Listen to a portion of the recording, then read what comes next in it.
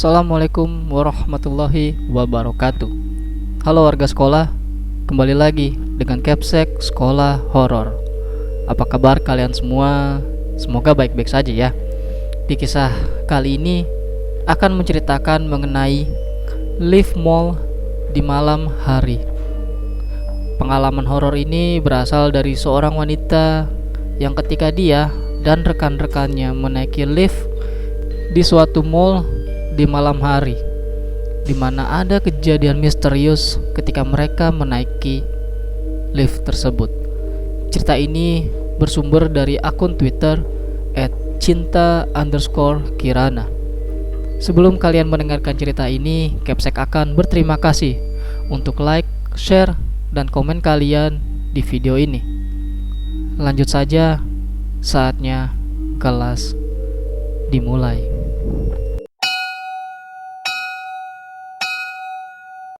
Cerita ini adalah pengalaman saya sendiri saat bekerja part-time di salah satu mall di daerah Bandung. Hari itu seperti hari Rabu biasanya.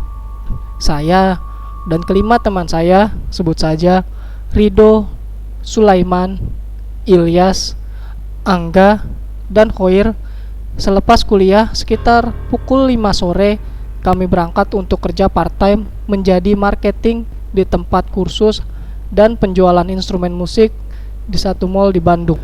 Saya adalah satu-satunya perempuan di tim marketing ini.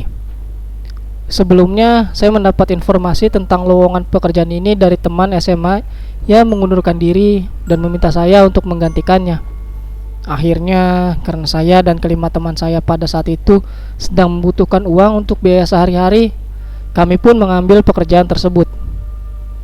Kami berangkat ke mall dengan menggunakan sepeda motor. Saya berboncengan dengan Rido. Sisanya menggunakan motor masing-masing. Setibanya di sana, kami langsung menuju lantai paling atas. Tempat kursus kami memang terletak di lantai paling atas dan berada persis di depan tempat permainan anak.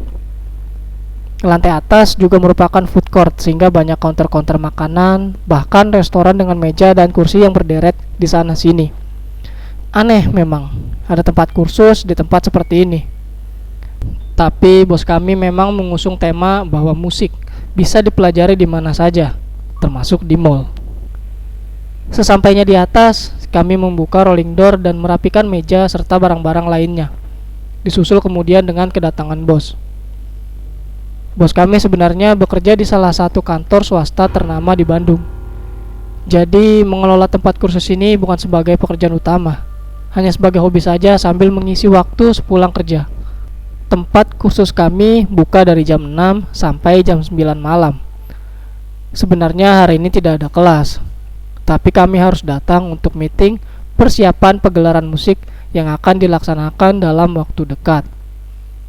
Tepat jam 8 malam, suara riuh dari permainan Game Master yang menggema ke seluruh rantai tiba-tiba berhenti, dan lampu-lampunya mulai dipadamkan. Mendadak, suasana hening seketika.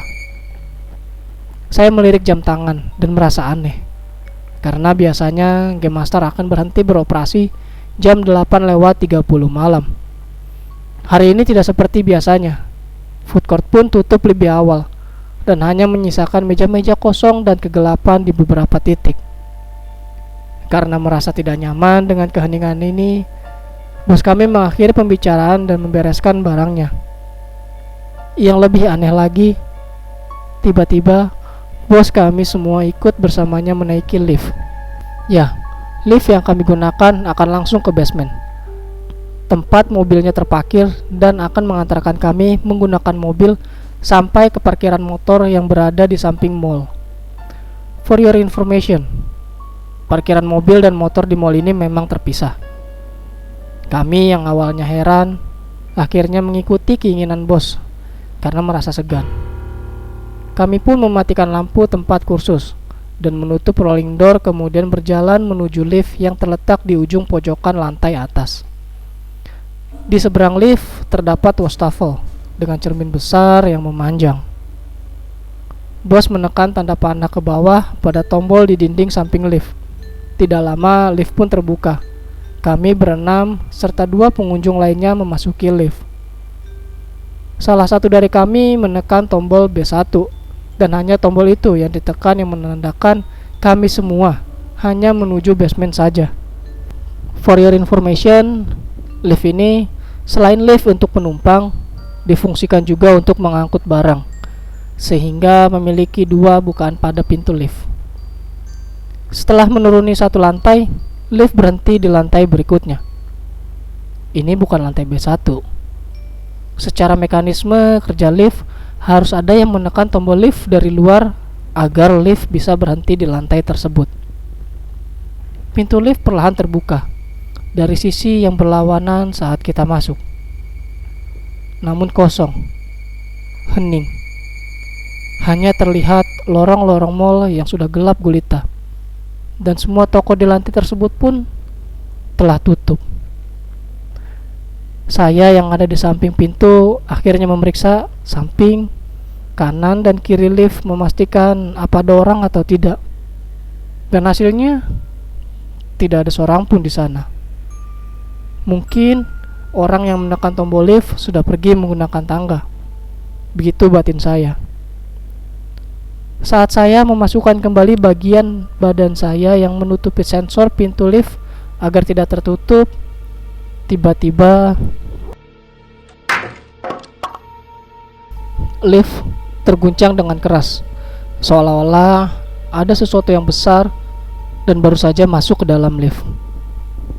Benar saja, alarm lift kemudian langsung berbunyi nyaring dan lampu overload atau kelebihan pun menyala. Aku sontak melirik bos dan melihat wajahnya pucat disertai dengan keringat dingin di pelipis matanya.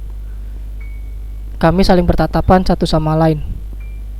Dengan panik, bos lalu menyuruhku untuk menekan tombol penutup pintu. Di tengah kepanikan, aku menekan tombol tersebut beberapa kali namun nihil. Pintu sama sekali tidak tertutup, dan suara alarm masih terdengar memekakan telinga kami. Tidak mungkin kami overload, karena dari lantai atas alarm tidak berbunyi, dan kami hanya bersembilan, dengan lift yang berkapasitas 13 hingga 15 orang. Dan tidak mungkin juga salah satu dari kami turun di lantai yang gelap ini dan mengalah untuk menaiki tangga. Aku masih berusaha menekan tombol lift agar tertutup, sambil merapalkan doa di dalam hati berharap semua kejanggalan ini segera berakhir. Akhirnya hening seketika. Alarm lift tidak lagi menyala disusul dengan pintu lift mulai tertutup, dan lift kemudian bergerak menuju basement. Kami semua seketika membisu dengan guratan pucat di masing-masing wajah. Sesampainya di basement, kami turun dan segera menaiki mobil bos. Tidak ada percakapan sama sekali. Sampai akhirnya kami diturunkan di parkiran motor. Bos pun pergi melesatkan mobilnya. Dan kami saling bertatapan, kemudian bertanya-tanya. Tadi itu apa?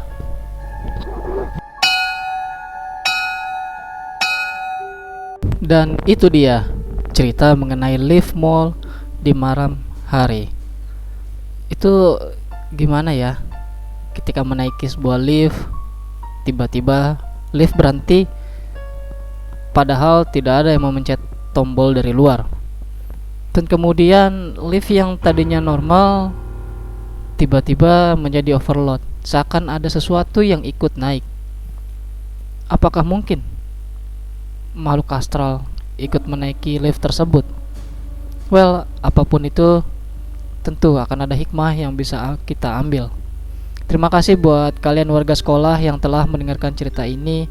Dan tentu saja terima kasih kepada akun Twitter @cinta_kirana yang telah memberi kami izin untuk membacakan cerita ini. Jangan lupa like dan share video ini agar warga sekolah horor semakin bertambah.